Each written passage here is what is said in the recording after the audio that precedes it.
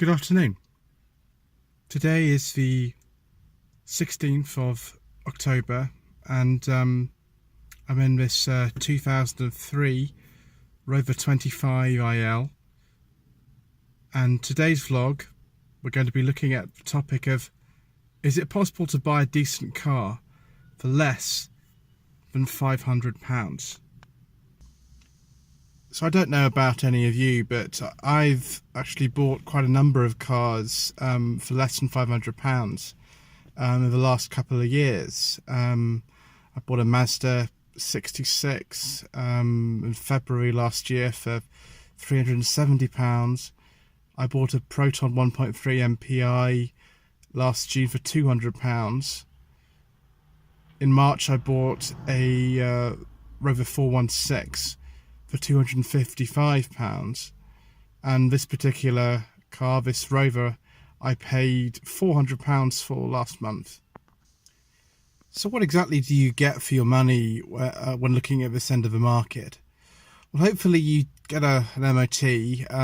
The Mazda, the Proton and the Rover 416 had to put through an MOT, and that was a little bit dicey.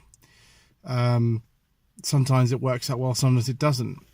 The Mazda needed quite a lot of work actually to go through the MOT, although it's a pretty good car afterwards, and it's still running as far as I know.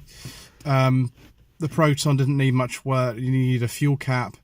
The Rover didn't need much work at all, really, apart from a couple of tyres that I put on before the MOT. So that was all fine, and that went through okay with a couple of advisories for corrosion. I tend to focus when I'm looking at a car for less than £500 on the provenance of the car. So if there's any good service history, definitely less than 100,000 miles, and if there's evidence of a cam belt change, that really helps, provided the car has a belt-driven engine.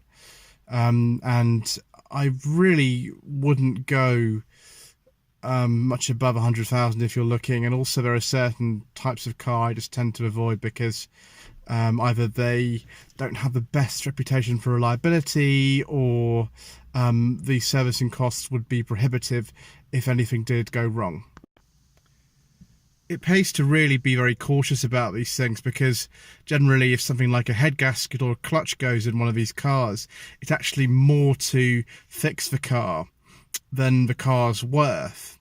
So although it means you can get some really cheap cars, it does mean that every single purchase needs to be approached with an element of risk. That's not to say you can't have a lot of fun in a £500 car, and this one's been pretty good.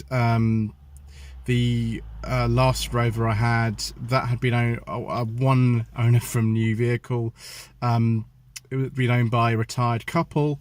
This one has mainly been owned by retired people, as far as I can understand, and they tend to not skimp on the maintenance, which is the main thing you want to see when you're looking at a car like this. Presumably you're going to keep for a few months because it's a stopgap, or you buy it for an event, which is what I tend to do.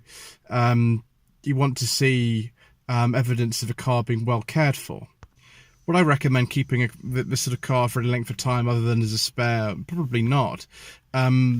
What's going to happen is that the car will need maintenance. It will need at some point to be cherished. You've got to put it for an MOT. You've got to keep servicing it. Rust can kill off a lot of these cars. It's not something that you need to think about unless you're going to just do everything yourself. It's something more than a fairly disposable item. Although if you look after it and don't thrash it, you probably get your money back after however long you've had it, a few months. If you look after it, there's no reason why not. The car comes to a point in its life when it reaches sort of banger status, and the depreciation's not really relevant anymore.